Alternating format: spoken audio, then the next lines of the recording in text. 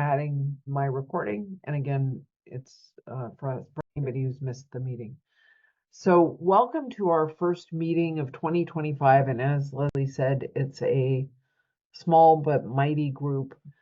And I just wanted to start reminding you to add items to the community questions and the community updates sections on our agenda. I'll repost the agenda, or maybe Leslie, you can repost the agenda in the chat. I put it before you came in, so you don't have it. I'm going to just do it really quick. Thank you, Alyssa. You beat me to it. Oh yeah, Alyssa's quick. I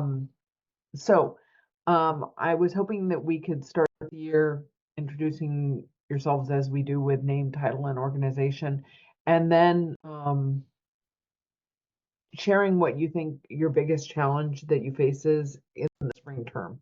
Like, what are you thinking about how to overcome? And Jamie, can we start with you and then have you pass it on? Of course. I was just thinking, today's our first day back or my first day back in the office. And I was just on a phone call with some friends that had lost their house in Palisades. So I'm like regrouping my brain on life right now. But I'm Jamie Cambra. I work for the San Diego Union High School District, and I am a counselor on special assignment of college and career readiness. And I really look forward to these meetings, and I love this group. One thing that I know some of us are a part of on this call is kind of like a collaboration advocacy with the UC system with articulated college credit. So I'm excited to continue that conversation and journey in 2025 and hopefully come to some combined agreements there. And should I pass it on to someone else? I can pass it on to Travis, my right-hand friend. Right. Your work husband. Jamie's one of my work wives. I have several work wives. She's one of them. You're a work polygamist? Yes. Travis Sevilla, K-12 Pathway Coordinator. And aside from that challenge that Jamie just brought up, I think I have two big ones, which is one, I think just as a district trying to figure out what system we are going to use, and hopefully that it's useful for the teachers is kind of like one of my big hopes and dreams for that. And then secondarily is balancing the amount of time I'm going to be spending in classrooms between all the districts for the spring, kind of getting everyone articulated, ready to go. Those are two big ones for me. And I'll go with Heidi.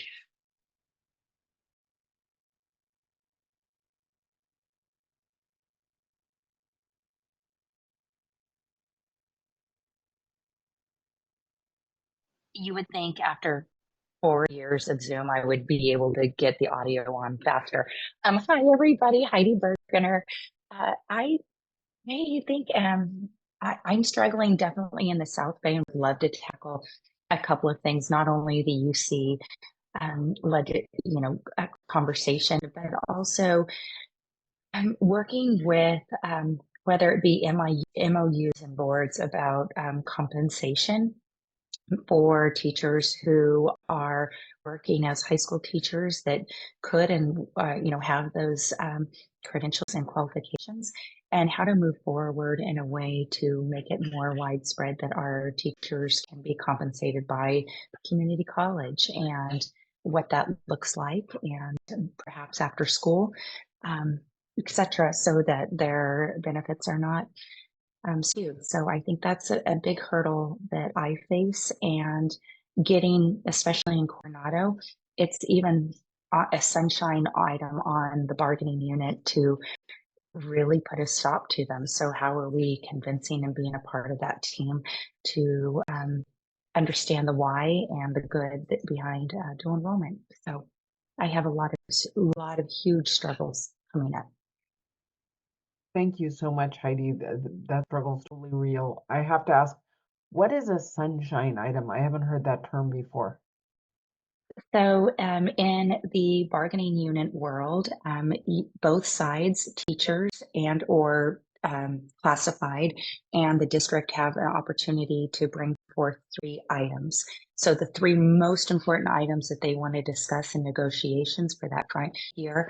And so it's called 3 Sunshine. So it's a big enough deal where it is one of 3 top priorities of the district, meaning they want to stop it. So and even though it's a small district, it means a lot for the kids, right? Like it's going to stop it in its tracks unless we can come up with, and I've pulled so many collective bargaining units or agreements from around the county to share, this is what we're doing, here's the information, because I'm not any longer on the bargaining team. I once was for administration when I was a principal. So I'm seeing it from the back end and knowing the fight that's going to be happening. Or the struggle. It's actually a fight. How do we move forward for the kids to really make it, a win-win for everyone? Did you catch the CCEMC, the Norco Yes, presentation? For yes. those of you that aren't familiar, I just put in the chat. I had him come and do that same presentation in Inland Empire because that's where he lives. But there are the slides and the dual enrollment report that they put around. It was all about how to work effectively with unions. And so that's a Thank you so resource. much. Thank you. Thank you. Invaluable resource. Thank you. Who would you like to pass to? I'll pass to Cynthia, and Happy New Year. Good morning, everyone. Happy New Year. It's actually nice to be able to see the faces on the screen because there's not so many crowding it. I'm Cynthia Nagura. I am at Grossmont-Cuyamaca Community College District, and I'm the Director of Community and Workforce Partnerships. I think my challenge has already really just been voiced by Heidi. In a broad sense, it's our unions at the high school, at our college, and keeping everybody happy. And I would love to have access to that resource as well. But just great to see everybody. Happy New Year. And who would you like to pass it to? Alyssa.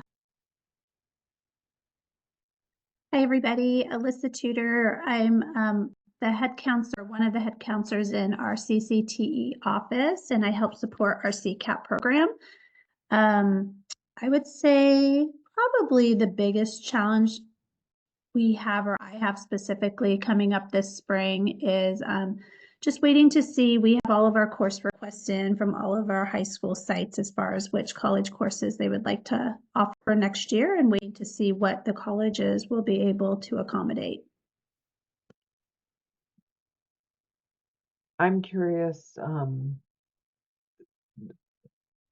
in CCAP, we think in terms of pathways to meet 4 needs. Like, how do you communicate that to students, or how do you think about that when you hear back from students what they want to take? Because it's really important to do things that students want.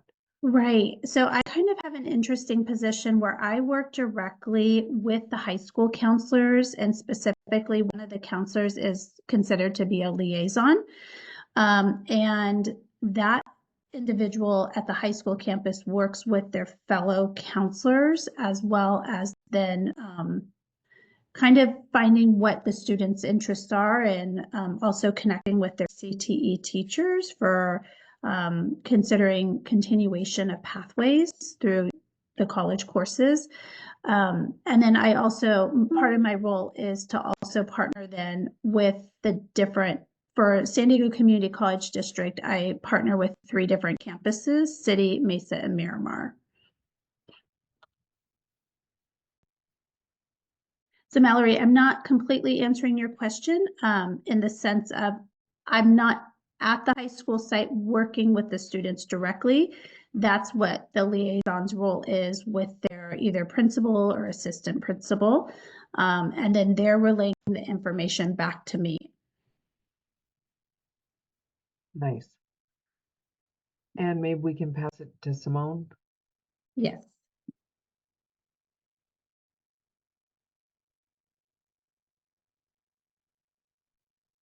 Hi there. Good morning. I Happy New Year to everyone. I just got off a call with a friend who is evacuating from the LA area and gonna come down this week. So I am just also adjusting, but they are okay. And we have extra room, so I hope everyone is taking care of themselves and their communities. I'm Simone McDaniels, and I am the Guided Pathways Regional Coordinator for the San Diego Imperial region. I work with a counterpart that's not here today, Dr. Stacy Teeters, but we work to support all of the community colleges in our region with designing pathways and kind of sustaining student success initiatives. So we're not always like entrenched in dual enrollment exactly, but a lot of what we do is trying to increase capacity for the colleges so that they can have all the important conversations that have been mentioned today, and also kind of figure out what needs to shift and change for folks who are in high school to be successful as they're engaging with college level coursework, and kind of making things a seamless experience, making college feel like something folks can access and experience belonging with. So we do a lot of fun and great work, but probably what would be the challenge this year is we're trying to wrap in a lot. So like adult education and non-credit, dual enrollment, students who are parents, and a different kind of communities. So I would say trying to meet the needs of practitioners that are reaching really communities that have totally different needs, but trying to find like where's the overlap and where's the space for us to design community college in such a way that it serves all of these different communities and their needs. So I think we are doing like check-ins. I think I can pass to Dr. Luna. So, Dr. Luna, we are sharing name, title, and organization, but also what is the biggest challenge you face in the spring term? Morning, everyone. Happy New Year. I'm Annabelle Luna. Thank you. From Fallbrook Union High School District, the Director of Student Services, and also do enrollment. The challenge for the spring that's a great question. Making sure that we have all the kiddos scheduled in their courses and monitoring their progress. With that is also revising our plan on how we're going to recruit for the following year and what that looks like with course scheduling. I think that's the big piece. Making sure that our other adults that are supposed to work with us keep with that plan and don't throw us curveballs later in the summer. But we know it's going to work. We're just going to push each other. Thank you. I'll push it to Christine. Hi, I'm Christine Carrero. I'm from the San Marcos Unified School District. I'm the coordinator of CTE and future readiness. And I think our biggest challenge for the spring is similar in that it's about advertising and increasing enrollment. I think we kind of leave that a little bit to the counselors, and sometimes it hasn't always been as well publicized as it could be, but we now have 2 full-time CTE counselors at each high school. And so my hope is that they really help to increase enrollment there. And I think Amy is our last person. She's driving, and Amy, if you can't share, it's okay. But if you would like to, you can. I think, can you hear me? Yes. Okay. First, I just want to acknowledge where Jamie and Simone, and just want to hold space for you all and your loved ones. It's definitely a scary time. I was in Orange yesterday for an appointment for my son, and my car was like on hydraulics.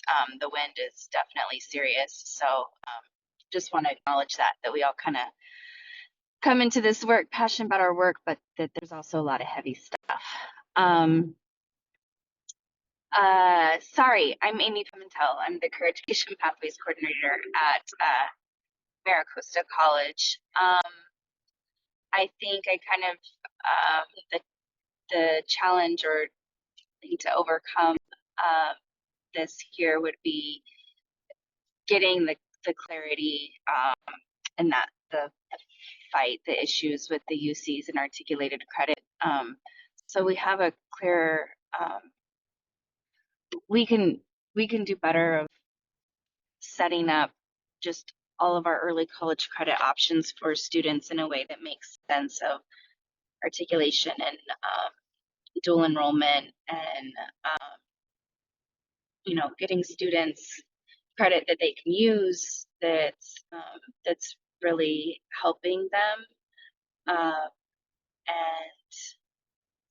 I always every spring have to apply for funding for my position, so that's always a not fun piece, especially as funding has decreased. So that's always one of my anxiety points. It's hoping that I still have a job. So that's that.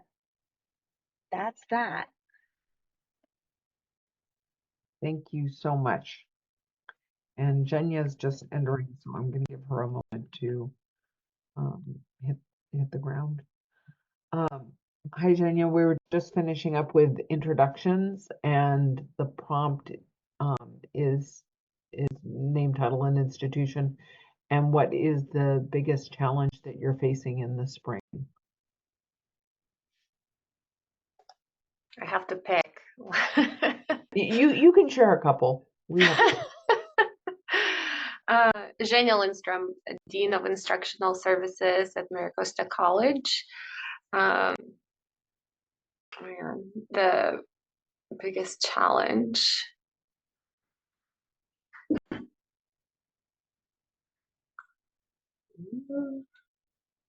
I think being my boss your biggest challenge? Juggling all of the things that are on our plate, I think, is probably the biggest challenge, but that's not very unique. I don't know. For Maricosta, I think we're trying to figure out better scheduling. It's still our kind of student-centered scheduling is still a big goal, and it's not easy. So that would be mine. That's a good one. And hi, Glenn. Welcome to the meeting. You are our final introduction. The prompt is name, title, and organization, and what is the biggest challenge that you face in the spring term? Hi, good morning. Happy New Year. Glenn Bongolin, Interim Associate Dean for Dual Enrollment at Palomar College. Right now, facing in the term for spring, we have a few turnovers, and then we're having some issues with our calendar. So just kind of low-level stuff, important low-level stuff though. Staff change is so challenging. For sure. Allison, we are doing name, title, and organization, and what is the biggest challenge you face in the spring term?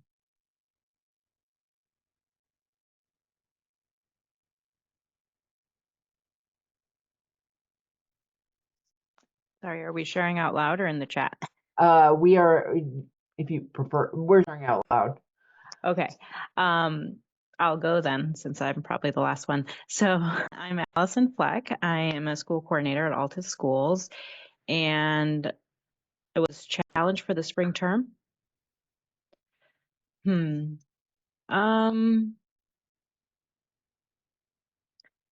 At this point, I think it's probably just tracking, monitoring all the kind of like compiling all the data, because we have fall semester data now that we're compiling, and then we're trying to make projections for the 24-25 school year, but we're like in the, we don't have finalized spring data.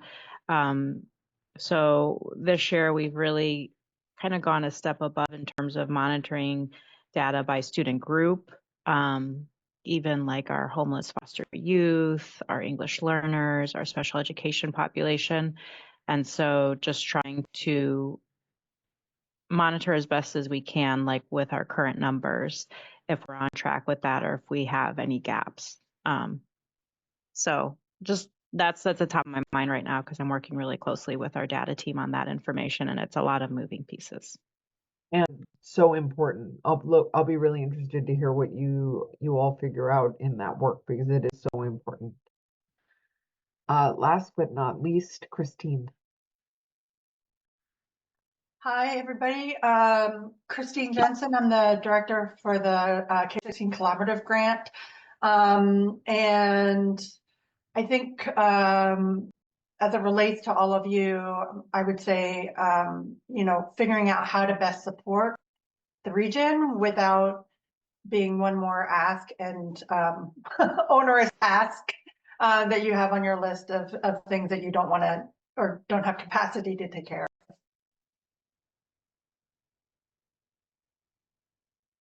Yeah, the struggle is real. Thank you all for sharing. Oh, and last but not least, Leslie. Oh, I actually thought I had gone, but I guess I haven't. Hi, everyone. Leslie Wisdom, K-14 Technical Assistance Provider for the region. Oh, wow. I think I echo a lot of what you all have mentioned, and probably the biggest challenge is helping to align and not duplicate efforts of credit by exam and dual enrollment at a statewide level, regional level, and then down to the local level. Yeah. Excellent. Yeah, I'm with you. You're not alone. So our first topic for today is SB 1244, and it is legislation that came into effect on January 1st. We had guidance come out around that. I sent out the two guidance memos. One is specifically around the bill. The second applies that bill to justice system involved youth. And so I sent both of those out and I have linked both of them in the agenda. And I was hoping we could have a conversation. And I was a little worried when we started out that we would not have both sides of the conversation, but now we do.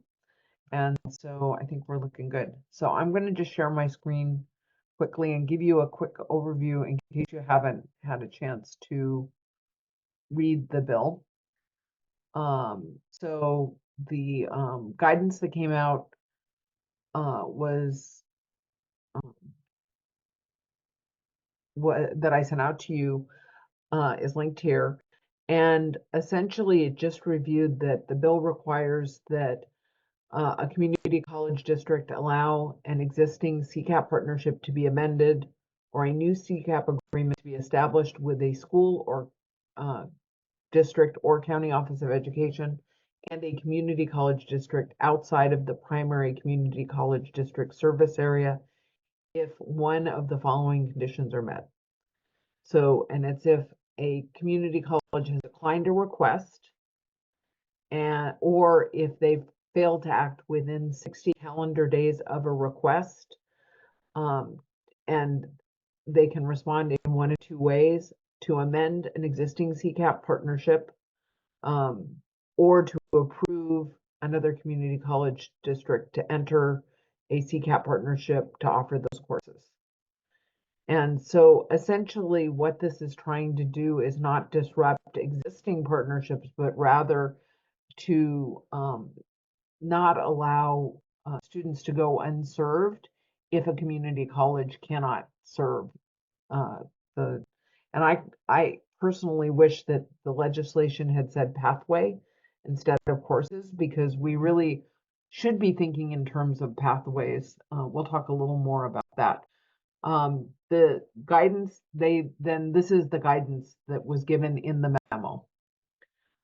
It said that the bill establishes a process for high school districts to enter into a CCAP agreement with another community college district outside their service area.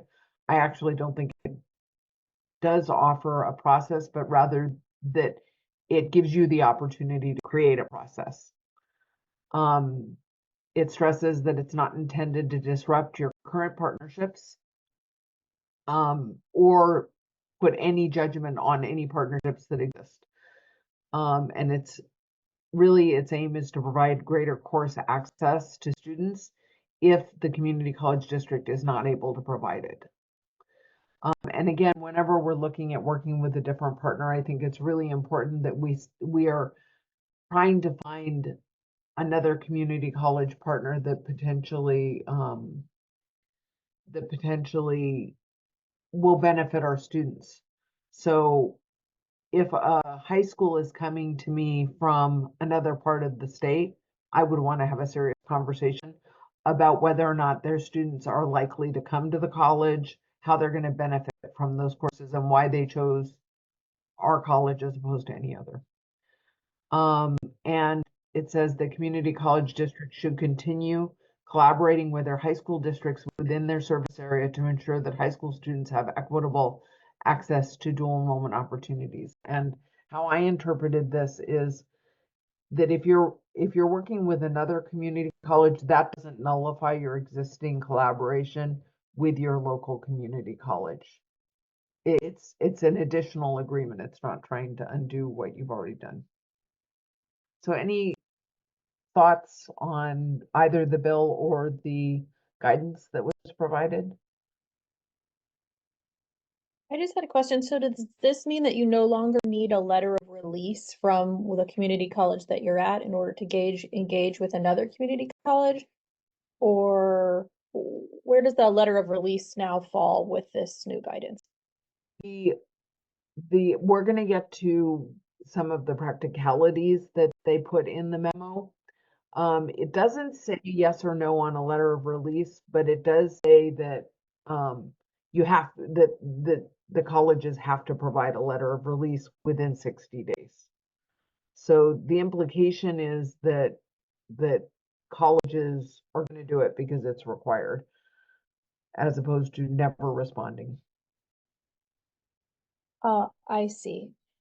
So if there's a course that the community college doesn't offer, your partner community college, but another community college does, you no longer, in the past, we needed to request a letter saying, you still need to make the request to your community college and have them deny it. I see. Okay. And provide a letter of release or accommodate it. Got it. Okay. Jenny. Christine, I was going to say, Jenny, that's something we were already talking about last semester, is like trying to figure out what that protocol looks like so that we have it. There's a system. So there's like some kind of like system, but I think it's probably going to happen individually with each community college, I would imagine. But Jenny's amazing. So recommendations in the memo, and we'll go to that. Jenya? I think actually for me, what's not clear is not the refusal or not non-response. It's the kind of the positive response. Like, what does that constitute? Because sometimes it requires, conversations. Like 60 days is not enough to like craft the full agreement. So the way that I read it is like, unless it's outright refusal, but we're willing to engage in the conversation of what that could look like.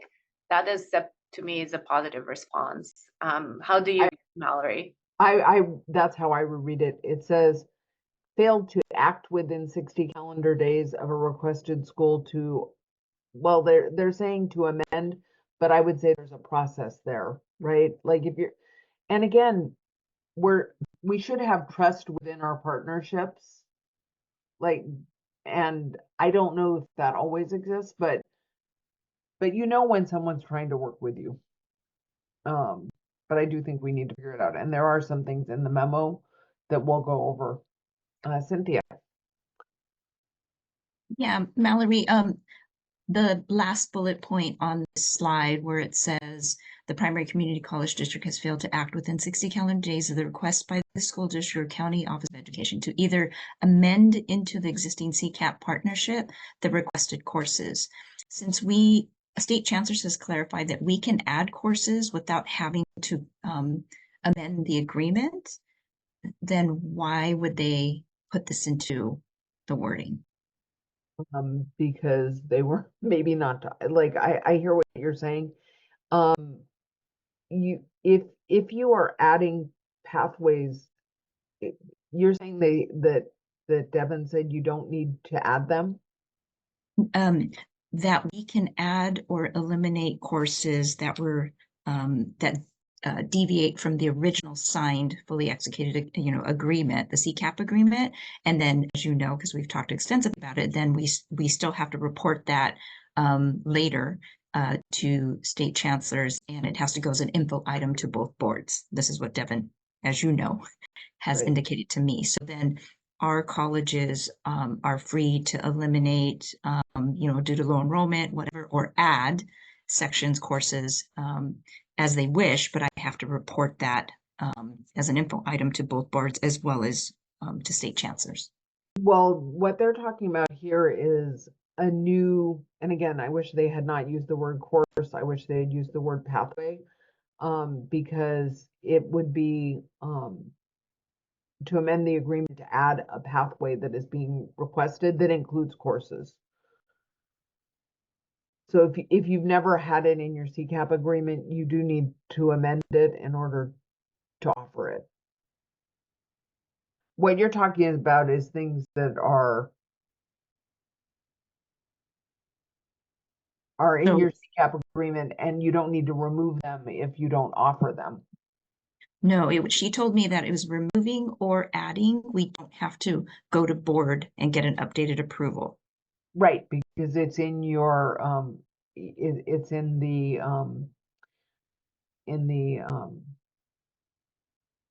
addition, God, 2025, my brain is going. No, it's okay. So it's not, so it's, let's say, of course, that was never, it's not listed on our CCAP agreement, but our college wants to offer it.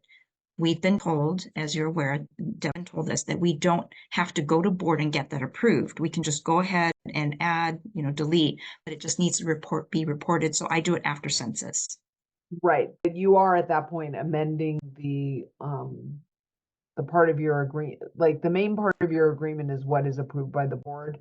The addendum that lists your courses, that's what you're modifying. By notification. You're right, it does not need to go to board. That's correct. Okay. Got it. Thank you. So it's just it's a wording thing. Yes. And so they kind of put together 3 sets of recommendations. And it's a formal, that you need to have a formal, the process. I was hoping they would have a few more recommendations, but they said that you need to have a formal submission process that it sounds like Travis and Jenya are already talking about, which is great. But the question that each college needs to answer is, how should requests be submitted? Do you have an email address that you're going to review? Do you have a Google survey that somebody needs to fill out? What does what does a request look like? Who is the point of contact for submissions?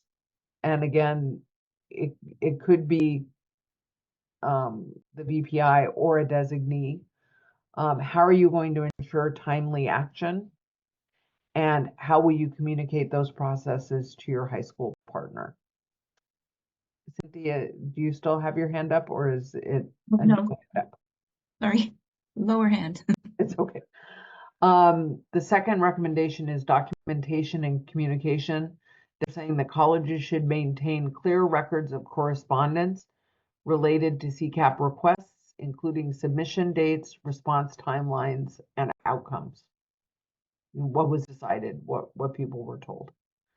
And then also that colleges need to inform their educational partners This is both internal and external. You should be sharing this guidance with relevant institutional staff and external educational partners to ensure alignment with the new legislative provisions. So we should be having conversations that explain. Does anybody have an example of how you're tracking requests currently that you think might be either need to be updated or will work in this context? Mallory, Jenny and I have been working on a draft of a Google request form that we haven't shared with our partners yet, so don't be alarmed. Those of you that are our partners that you haven't seen this yet. And my friend calls it drafty draft. Yes, drafty draft. And it would actually be one. Let's see, I can share it in the. You want to share your screen? Sure.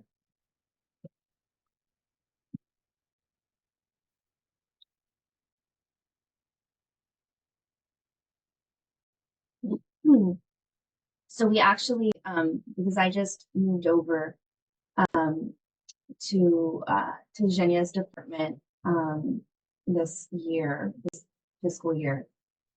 So that gives us the opportunity to be more closely linked with dual enrollment and articulation. So we're working on this interest form where once folks select their school district, okay, there's the next section. And then we even have our out of district partners, and we have a question on here too for our out of district partners of whether or not they have talked with their home community college. So that's something that we're looking at. And then looking at what areas folks are interested in and whether they're interested in articulation agreements, dual enrollment, or both, or they're just exploring, as well as asking if they had teachers. So basically what would happen, we have a list of all these questions, and I'm setting it up to where it would come to me and Zhenya's admin assistant, Anna. So we would receive these responses and then know that like what information we need to schedule our first meeting. And the information here would help determine like where we are in this request. What are the things that need to be done and hammered out? We did put rather than asking like which specific department, we have gone with our ACPs with examples so that people can select the areas that they're interested in. We want this form to be filled out by at the school district level, the K-12 level, rather than like just a high school teacher. Sorry, I didn't mean that to come off like that as just a high school teacher, but that way that this is coming from, you know, the folks at the district level who are leading the work on early college credit and the pathways and making sure that we're getting the right decision makers. And Jenny, do you want to jump in with anything I may have missed or misspoke on? No, you did great. Amy, would you scroll back to the top?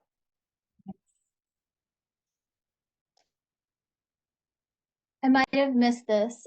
Did you all have a question in there about the pathway purpose that the course would help to fulfill? Okay, I missed that part, sorry. Yeah. So we have okay, so we do have a question about which student populations do you hope to serve? What are you trying to accomplish with this potential early? Oh, there it is, yeah.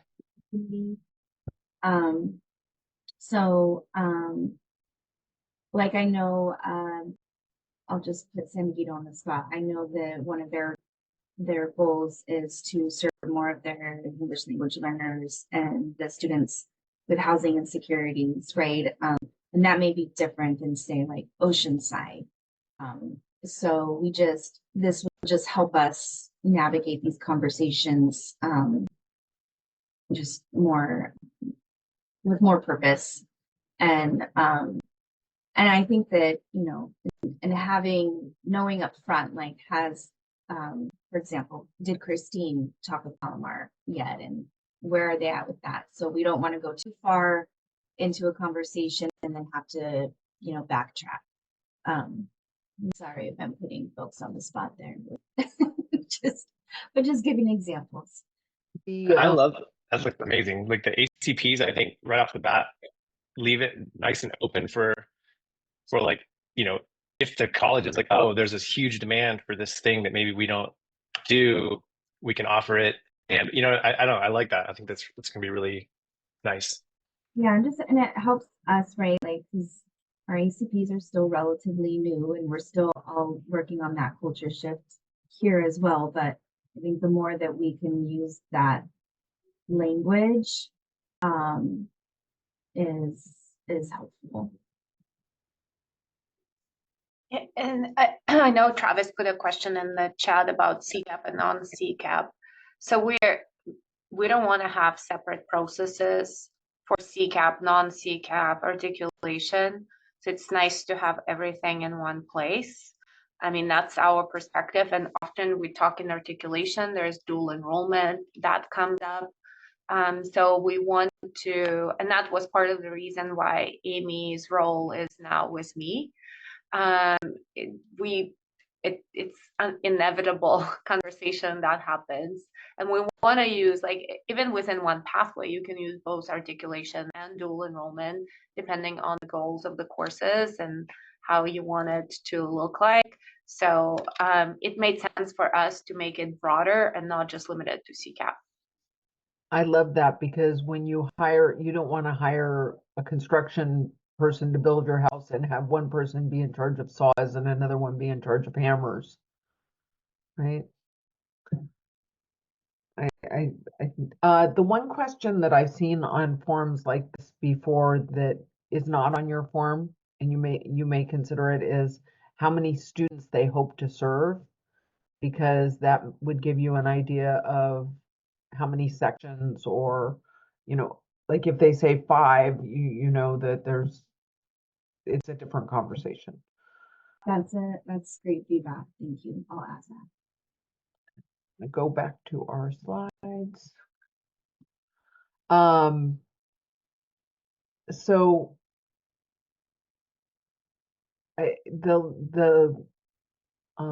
interestingly, if you open the memo, it actually says that you may want these requests to go to the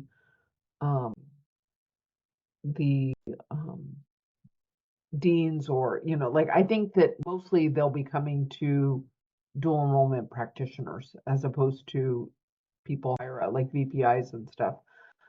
In terms of ensuring timely action, I love the survey, because you can then add columns, first meeting date, response sent, and so on, and track them so you have that timeline. But is anybody thinking about, and I definitely heard that 60 days is not very long to respond in terms of initiating a CCAP agreement.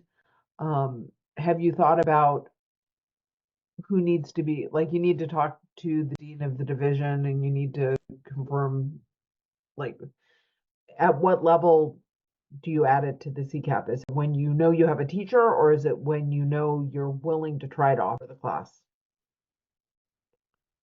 I think if the department is willing to work for us specifically, if the department is and their dean are interested in working with this high school to offer the course, because ultimately, they need to be involved in whether it is their teacher teaching or we are assigning an instructor. Like, I want to have some sort of confirmation that they're interested in engaging.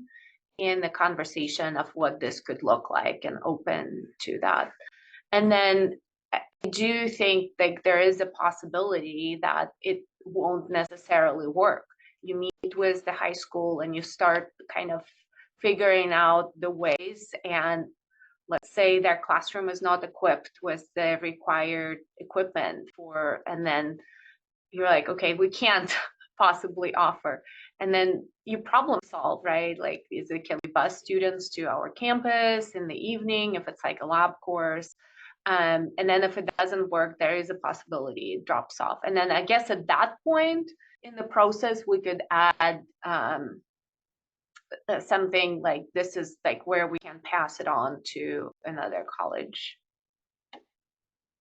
So I'm working with 3 colleges in one of my regions where we're actually developing the processes across all 3 colleges that kind of share students. Even they've each got their own service area, but they're all in one subregion. And those conversations have been really interesting because what it ensures that it doesn't become adversarial, because you're all working together to serve the students in the best way possible. And so if you know where your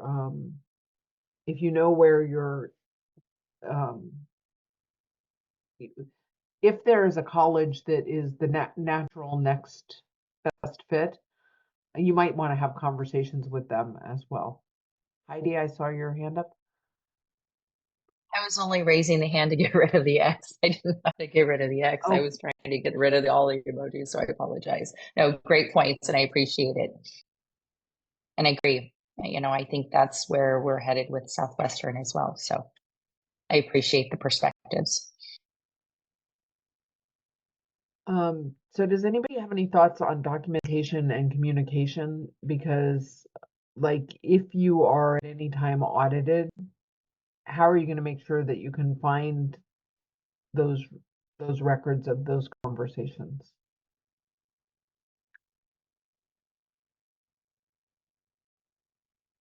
Well, I'm thinking because as you were saying, Mallory, when you were talking about how you can add columns, I was like, oh, that's a good idea. So I went onto the response sheet and already added like a first meeting date, and then I added a column for meeting notes. So we usually are like taking notes on a Google Doc. So I'm thinking we can link it there, Yeah. and make sure that everyone has access. Do you have other recommendations? I think that it could look a lot of ways, but they've given you submission dates, response timelines, and outcomes. So I think I would be looking at some milestones that are typical. And obviously sometimes you'll exceed them and sometimes you will not meet them. But if you say, once I receive a request within 48 hours, I'm going to reach out to the dean.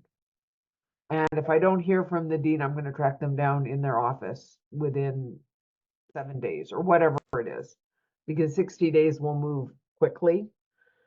And so I think I would be thinking about that. I also hope that from a high school standpoint, and actually I think I put it on the next slide, so let's that high school partners will be saying what are we trying to provide students, and it's we only want accounting 220. That's the only class. It's like, well, what are we trying to accomplish? Are there other classes that could meet that? In my conversations with the multiple colleges that I've been working with, I think that when you write a letter of release, you should be careful about putting a time frame for the release date based on understanding why you can't offer the class.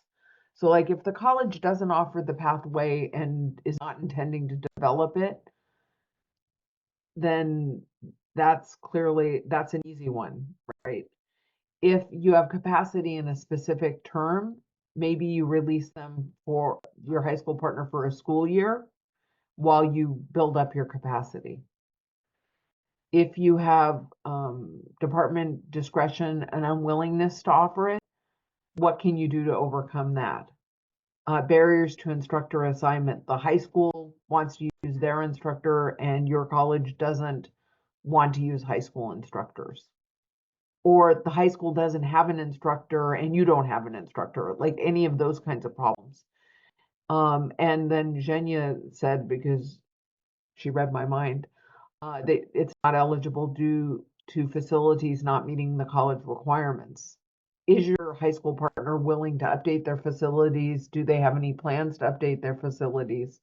I'm sure there are other reasons you might not be able to provide courses, but start thinking about not just, because I've definitely seen that where high schools were released to work with another college and then 2 years later the college is coming back, we're ready to have a CCAP with you. Well, they have a 2-year experience, their processes, their students, their pathways, and it's really hard to go back on that. And so I think it's important to think about that. Zhenya. I wonder if it's 60 days is enough a turnaround time to evaluate all of these aspects, right? So like instructor meeting minimum qualifications, they might not have the exact degree that's on minimum quals. And if you go through equivalency process, that takes a while. And then the facilities, that means that we need really detailed information and somebody has from our department has to go to the high school and evaluate the facilities. So there's like some sort of documentation of what is missing, right? Because then the high school could act on their side in terms of upgrading facilities or at least have, plan, and they would have to make a decision, right, on their end. So I wonder if there's like, this is the response, a template that would say, we will work with you provided that, these things happen. I don't know. I just don't know if 60 days is enough to do all of the evaluation and really credibly say, this is why. But I could see providing a response after having conversations and meetings and evaluating the instructor, right? There's also interview. The department has to interview an instructor. They might meet minimum qualifications on paper, but the department might not decide to hire them for other reasons. So we always, when we talk to our instructional departments, we always say, like, it is your decision, just like hiring any other part-time faculty that we hire. So they are real partners in this conversation. Anyways, I'm just saying that I don't know if like we would be able to make that determination in that, first refusal or. Well, I'm hoping that people understand that this is for the intent of this legislation, I think, is really for positions where they decline, but they won't write you the letter, or they ignore the request. Right? And I really do think that's what this legislation is trying. And if you in good faith are trying to move forward on exploring it, I'm hoping your high school partners will recognize that. Like the intent is not to give everybody permission to go work with other colleges, but to remove barriers when the college has been obstructionist. Amy? I'm wondering, in regards to Leslie's comment in the chat about bringing it to the community of practice in February. I think that, like, listening to what Zhenya is saying, maybe the top priority is us as a region coming to an agreement of what failure to act within 60 days means. So, to me, it's like, was the meeting held within 60 days? Did you get a response within 60 days? Not not that a decision has to be made within 60 days. And maybe as a region, we need to come to that agreement, because it's going to be most likely the high schools within our region wanting to go without to our different colleges. So I think it will be beneficial if all of the colleges come to an agreement around that, so that we're messaging that to our K-12 partners to avoid any confusion, frustration, or mess that can happen from there. And I think listening to this too, these are things that once they're established that I would want to add to our Google form, so that it's also there in writing, in terms of, you know, we would have a meeting within, because sometimes it's even hard to say, like if someone had submitted a request December 15th to have, you know, like when we're looking at, or even at the end of the school year, you know, most of our faculty are gone in the summer. So that seems to be like the biggest thing right now that it sounds like we need to agree on, is like, what is an action within 60 days? And then that way, when we're also, like, let's say someone, we get approached from a district that says, well, we went to, you know, ABC College 60 days ago, but we haven't heard from them. What kind of documentation or what are we asking? Like, did they try to schedule a meeting? Like, what do you mean when you say they failed to act? Did they just not respond? Or, you know, what was it?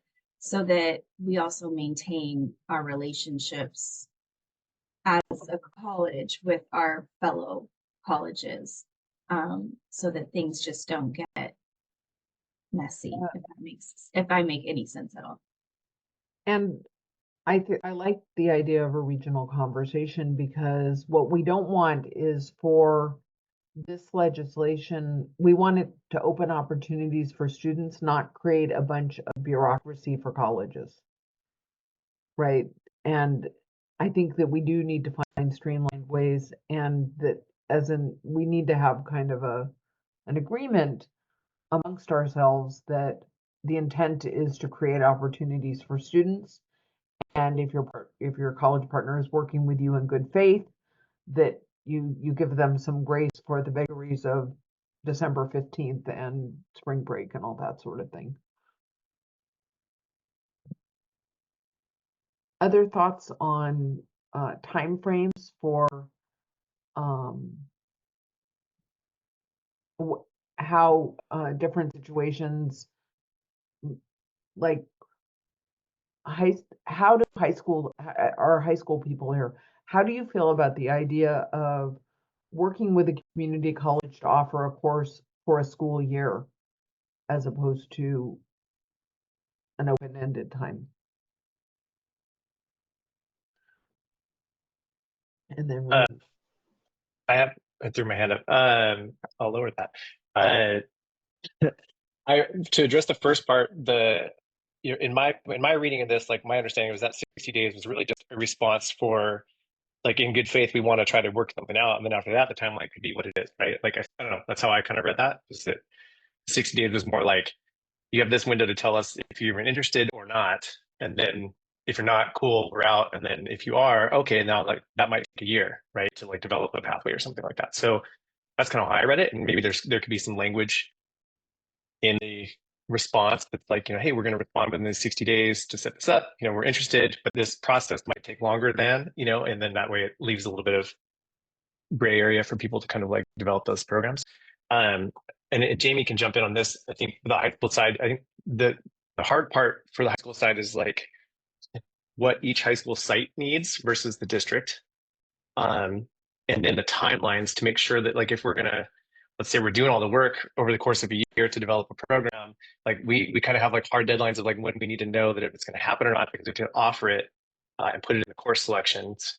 And then on our 4x4 schools, you know, that is another wrench because they're choosing classes. You know, their add drop times, it's sort of different times of the year. So I think some of the calendar issues become a problem. Jamie could probably speak to that way better than I can, but.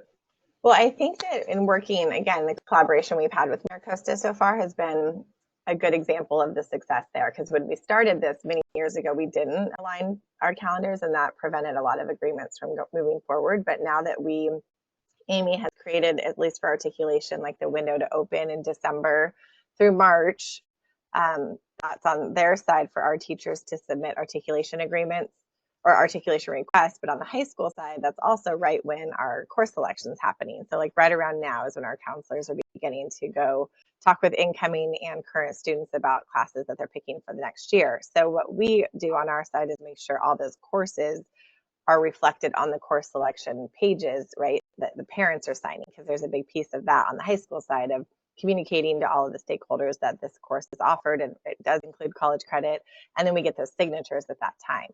The benefit is that. The con is that sometimes the agreements aren't approved yet. So, but there's really no other timeline to do it. So what we do is make sure that we inform our counselors, this is pending, this is in play, it could happen, so they can communicate that as they want to the students based on their school policies. But it really is a huge part of mapping it all out. And secondary to that, when you asked Mallory about a year-long agreement, I really like the 2 to 3 year agreements. And in MiraCosta, we do 2-year agreements because it gives enough time to really see the benefit and gives the teachers more time to maybe improve practices of registration or improve communication to parents about the value of the agreement in the second year to see if it truly is beneficial for their pathway and for their student population. So I feel like 2 is the least amount. Yeah, I would say 2 is like almost like a bare minimum for especially if it's a new pathway or a new sort of class happening, just because you need to give those teachers time to kind of like get enough kids through it that like the word of mouth, you know, is either going to be positive or negative, right? But if it's positive, that will build that program. If it's negative, it'll kill it. But it kind of just, you know, it's a consumer market at the high schools right now. I think the pathway would still be offered. It's just you're offering it with college A until college B can support it. With your home district college, you know, but I totally hear that. And Jamie, you made a really interesting point about communicating a clear process up front around when you accept requests. And that would speak to what Amy was saying about like December 15th, you put in a request. It's like our request periods, setting up request periods for fall of 2025 that ensure that you allow enough time to get through all the things and be able to offer the class and offer it to students in a timely manner so that you know it's really going to happen.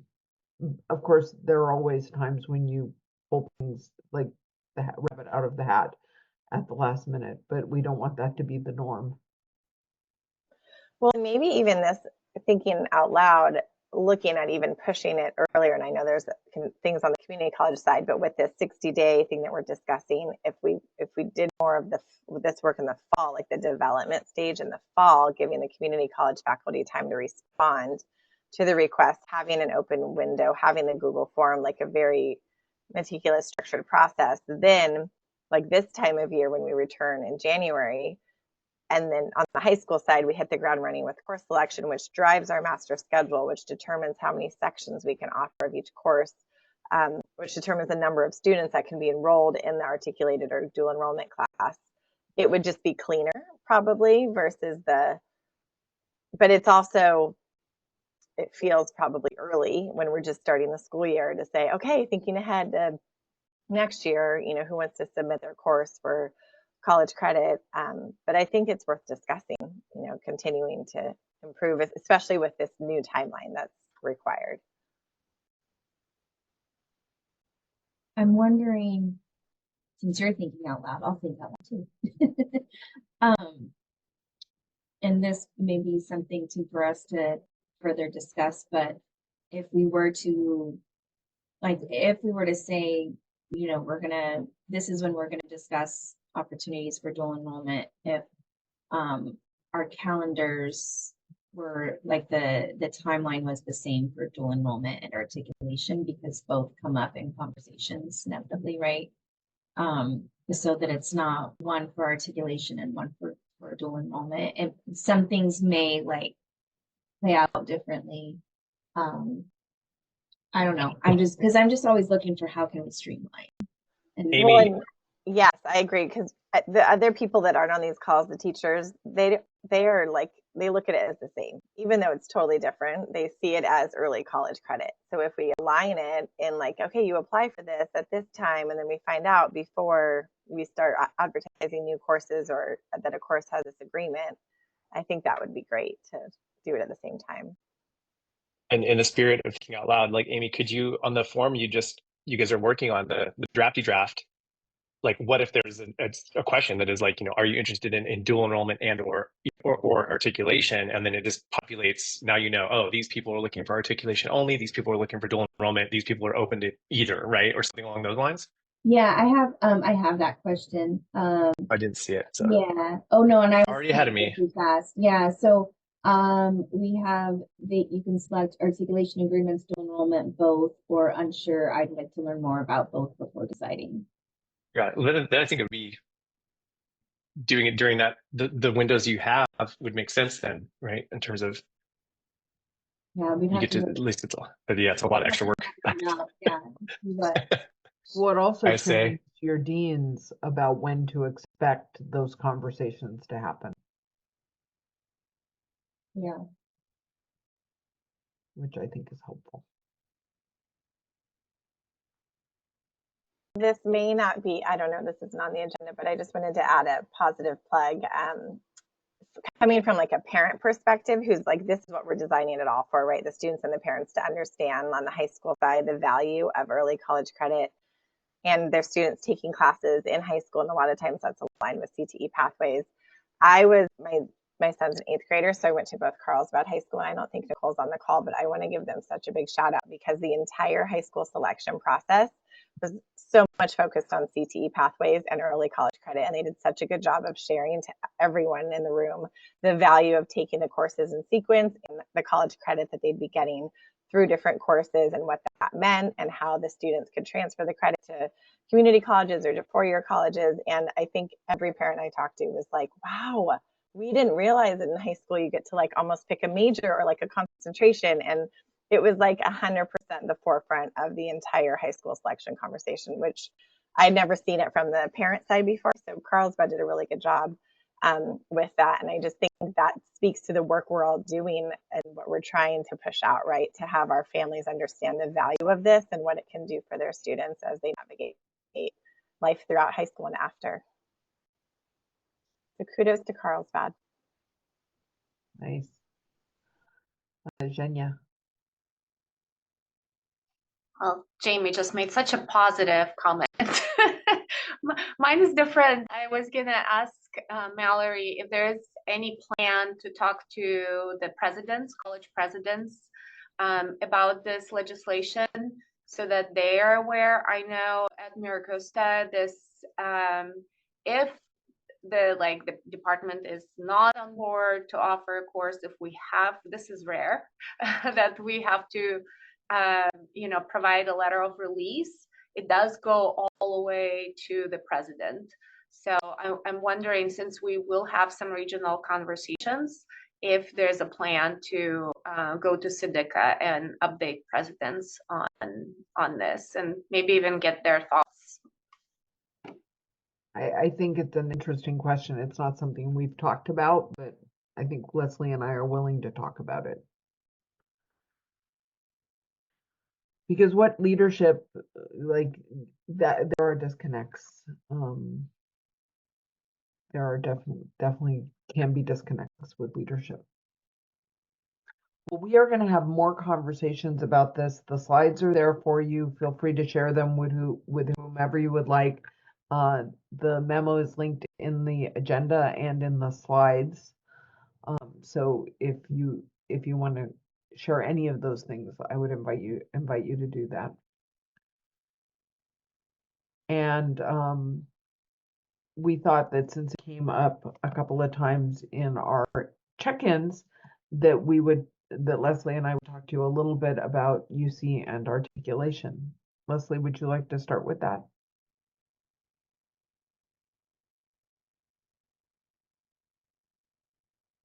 Yes, of course, if I can find my mute button as well. Sorry, I'm multitasking. So, oh, and I don't have my camera on, apologies. So as folks have been in this conversation here and there, Mallory and I have been trying to find somebody at the Chancellor's office who we can talk to about credit by exam articulation, and really just not just the UC side of it, but really just kind of taking a step back and looking at what is it for and how can we provide more clarity across the state and guidance from the Chancellor's office. So we finally found somebody literally right before winter break who we could talk to, and she spoke our language and she understood us and she heard us and she, you know, was familiar with all of the nuances that we were sharing about just the challenges in the field. So, you know, obviously no promises can be made, and changing things at a systems level takes time, but we do have some glimmers of hope because she's asked us to provide some guidance on changes to ed code and additional guidance to how early college credit can be a little bit more streamlined at like a kind of an umbrella term, right? So at the Chancellor's office, they are actually considering credit by exam part of credit for prior learning. And that's not really the way it's rolling out across the state. So we've got some work to do, and we're going to meet with quite a few different thought partners in this region, as well as the other regions that Mallory works in, so that we can kind of learn from those who are experts in the credit for prior learning, and, you know, some great thought partners for credit by exam. No surprise, we're probably going to drop the word articulation, and we need to start working on it now. So because as soon as the UCs hear articulation, they think something totally different. So we really need to start using the same language. And then I think, Jamie, you alluded to it earlier. We're still going to go back to those UC folks that we met with back in November and try to have those friendly conversations as well. So we're kind of doing a multi-pronged approach to give a little love and support to credit by exam, which has kind of fallen by the wayside. So I think that's it in a nutshell, but we will definitely come back to this group and, you know, share any recommendations that we're going to put forth. I'll probably bring back the articulation community of practice group in the spring and share any recommendations with that group and get feedback before we give any, you know, final documentation suggestions to the Chancellor's office. So there's things in the work. It's promising. It's hopeful. At least we found somebody. I mean, that was like the biggest yay for us right before winter break, because we kind of thought nobody was paying attention up there. And there actually is a couple people. There are a couple people. Mallory, anything to add? I was really heartened by discovering that the UCs are thinking of articulation as one thing and articulation credit by exam as another thing. And it's like, no, it's the same thing. It's all credit by exam. And so I do think we're going to make some progress there.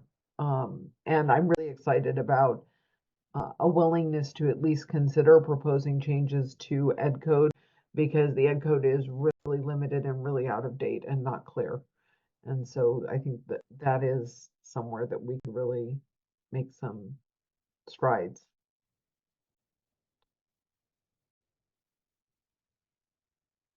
Yeah, and when we were all in that meeting in November, that was that we weren't speaking the same language, or we were saying the same words and meaning different things. And I think once we crossed that hurdle, that's changed things. And we're even on our MiraCosta website, we're redoing things, so where early college credit will be together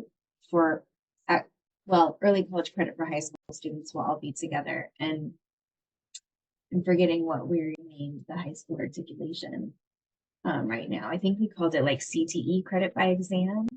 Is that what we decided on, Jenna? So, so yeah, that I think the rebranding and having a new word so that's separate will make a huge difference. And it's also articulation is a weird word for families and students to also remember. It's total insider language. It is. Educational jargon. Yeah. And we're also going to try to find folks within the CDE to talk to as well, because there's a lot of mixed messaging about whether or not in practice it counts on CCI. So we're going to try to find some friends over there too. And it's also interesting because that they are now considering it credit for prior learning, which I feel like it fits under that well, is because I feel like when I went to earlier webinars with the chancellor's office, they were like, no, this is not part of credit for prior learning. So it's like they just like snuck it in and didn't tell anybody. Jamie? I just wanted to see if, so we had talked about the email the last time our little subgroup met, and I hadn't sent it yet because it was falling right before winter break and I felt like it was just going to fall into the email vortex. So I waited to send it until I haven't sent it yet, but I was planning to this week. Is that still something you guys want me to share out on the communication that we had talked about on that layer in addition to the work you're doing, or should we hold back based on the conversations you've had? Yeah, Mallory and I talked about that too. I think we can send them something, but maybe more of just an open invitation to a conversation. We don't want to overwhelm them with too much. I don't know, with too much, I guess is the best way to say it. But let's Too much energy. Yeah, like a little, yeah. Don't want to come on too strong. Well, I it's not think like you that come on too document- strong, but we have so much documentation to support our points. I think if we just started with a conversation, that might be better perceived. Well, and that all feeds into what we will share with them once they know us and love us. Yeah. So we can recalibrate then before I won't send anything, and I'll connect with you all separately just to decide who that should come from and how we want to communicate that side of it. Thanks, Jamie. Yeah, thanks for keeping Perfect. it going. And then Alyssa, I'm seeing your comment here, and I'll just share it with everybody if that's okay. So there's a question about some colleges are adding an asterisk on the student's transcript for credit by exam, but not for dual enrollment. I don't know what the asterisk is for. My guess is that it's the college's way to understand that it's high school credit by exam as opposed to another form of credit by exam. But that doesn't mean anything to the UCs because that's just a little notation. But the good thing is that it says credit by exam because that's what the UCs want to see. They don't want to see articulation, CT transitions, tech prep, any of those old like terms that we used to use. But that's my guess. Anybody else have thoughts on that? Why there would be an asterisk next to the credit by exam? I think the biggest question is, I know that that asterisk does exist, but what does it mean? And are we sure it means nothing to the UCs or this, or even state schools? And what does that asterisk signify? See, and thank you for saying that, Heidi, because I had an impression, and I'll probably have to go back and like look into this again. But I had an impression that asterisk was there to kind of signify to the UCs that it was a course taken through articulated credit or a credit earned through articulated credit, which then whether the UCs will accept it or not was a whole nother discussion at one point. The other thing that I've kind of noticed working with a few students, and this has come up even, there's a consultant in the local area who calls me pretty frequently. There's some courses that students are earning articulated credit for where they're not necessarily UC transferable in the sense of being on assist.org. So we many times get the questions then from the parents of, you know, how is this beneficial? Where do they list it on the application, where we tell them, you know, they can obviously list it in the additional comments, but it's one thing the consultant's kind of pointing out to us is even these non-UC, I hate to use the word transferable. It just doesn't sit well with myself and our other counselor in the department. But when they don't auto-populate, let's say, because they're not on assist, we're giving them weighted credit in our district. And the GPA then changes when the student's completing their application because those courses don't factor in. And so typically their GPA will be higher on our transcript compared to when they actually enter all of their courses into the UC app.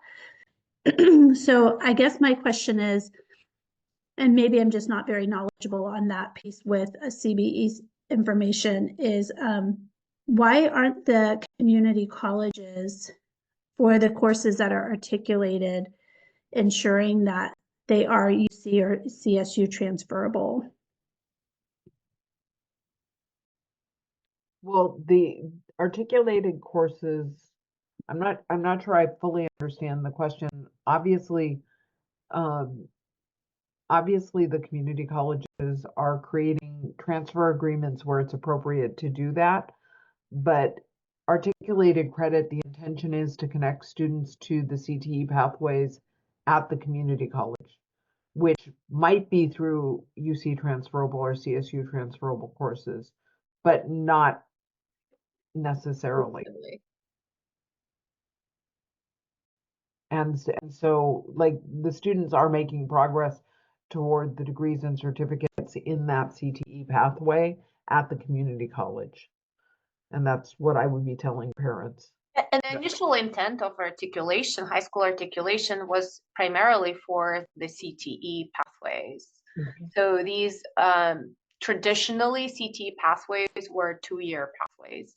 So kind of community colleges, and it is not easy to get UC, CSU articulation, period. So there's a lot involved there. So we are making sure that as many courses as possible are UC articulated, but we're really talking more on the transfer level courses.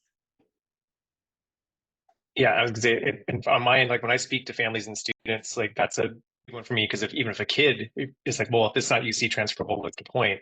It's like making sure they understand that like the point is you can actually go do this thing at your local community college and go have like meaningful career, point at which you diverge from, if you choose. So making sure they understand that it has value that's outside of necessarily UC. Some of them do transfer, but yeah, it's even clear. if it is transferable, it's likely transferable as an elective credit, not correct. as a general,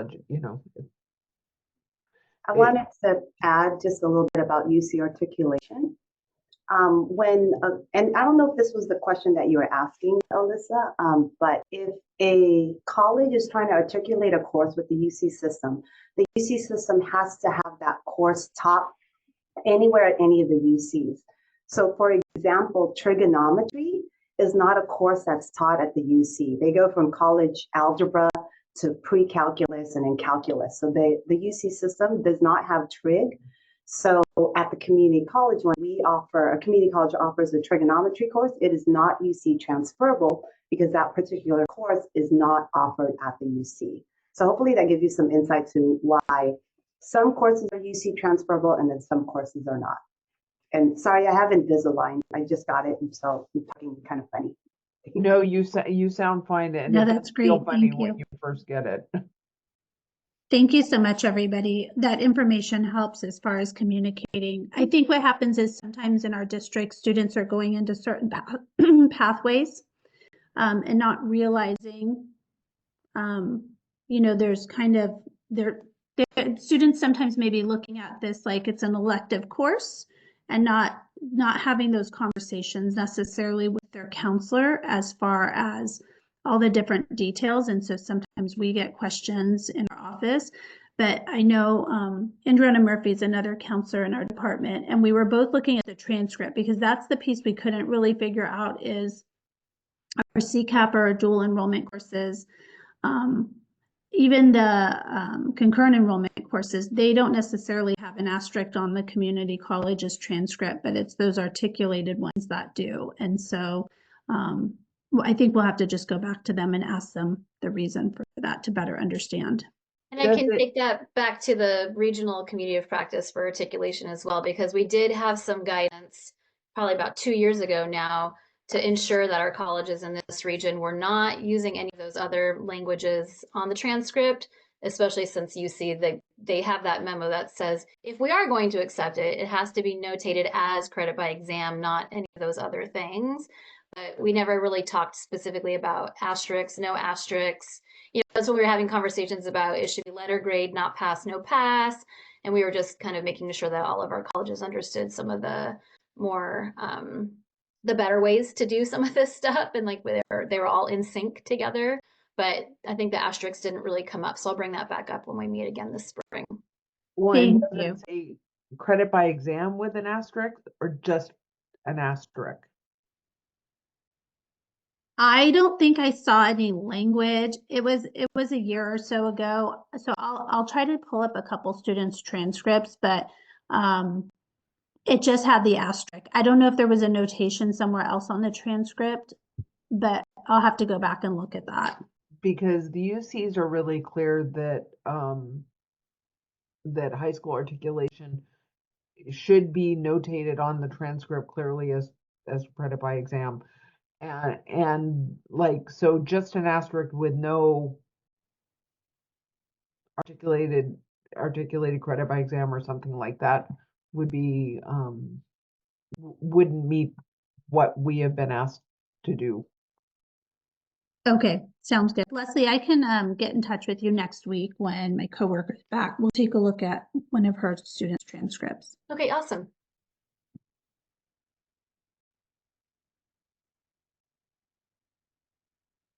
I just also wanted to say out loud that the articulated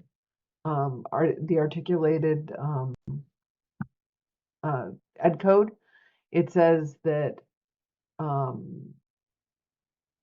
except through credit by examination as defined in a piece of ed code that has gone away, that you can't, high school courses may not be used to satisfy general education requirements or for the associate's degree, or the 60 or 90, the 60 to 90. It's important that we follow the processes, but I always feel nervous when anybody talks about articulating non-CE courses, because I think it's a slippery slope. Sorry. Yeah, and our intent is to make that abundantly clear in any kind of changes to ed code. Yeah. Getting back to that original purpose. So going on to our next topic, we just had a question for the group to see if what work is being done with dual enrollment for adult schools in our region. And does anybody have any examples, or can you share how you're working with adult school students and dual enrollment?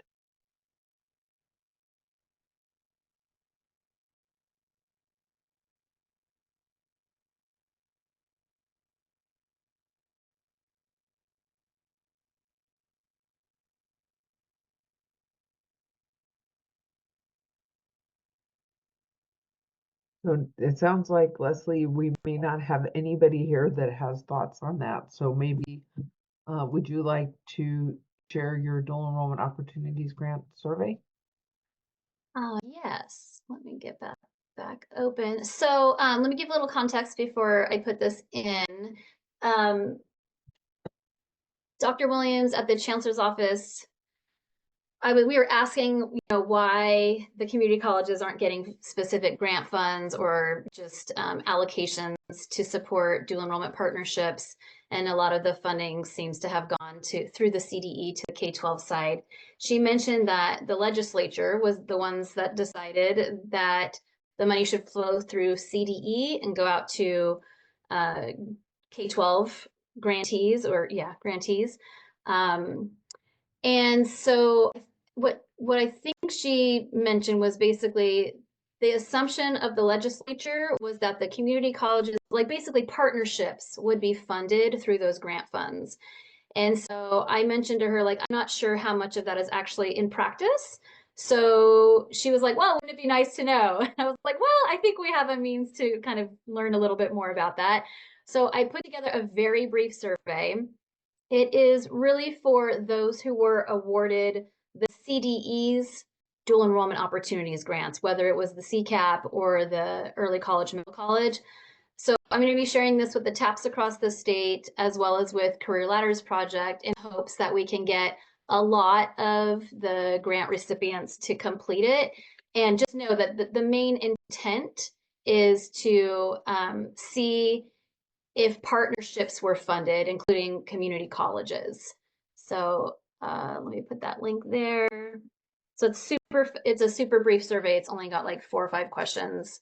And that is really the main point, because I want to be able to take this back to Dr. Williams at the chancellor's office so that she can share it with the legislature, and they might make some different decisions in the future about funding partnerships rather than funding one particular side of a partnership. And those grants were fairly small in the great scheme of things. Yeah. And you're our guinea pig, so if you see any errors or if something could be worded differently, let me know before this gets shared out with the other grant awardees across the state.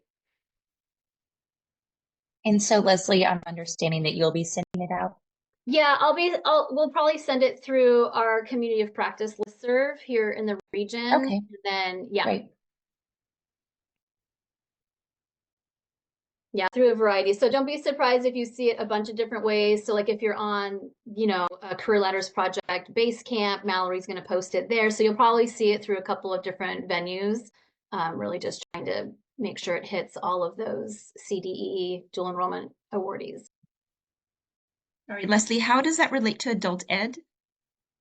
Oh, it doesn't. No, that was a different, the survey is Oh. completely different from the Okay. adult ed piece. Yeah. But that was the next thing on the agenda. Although if those adult ed could have applied, but 2 different questions. So we are at just 10 minutes after the hour. Does anybody have any updates or questions that you would like to throw out to the group?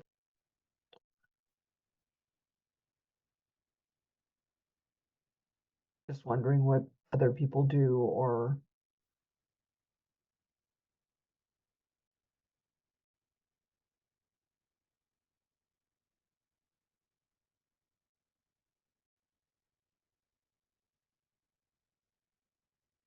if there are no other updates, and I'll remind you that we do look at topics for the future on the agenda.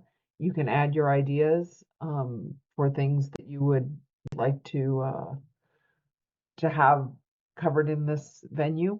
We're happy to try to run down ways to present that. And otherwise, I will give you 15 minutes back in your day.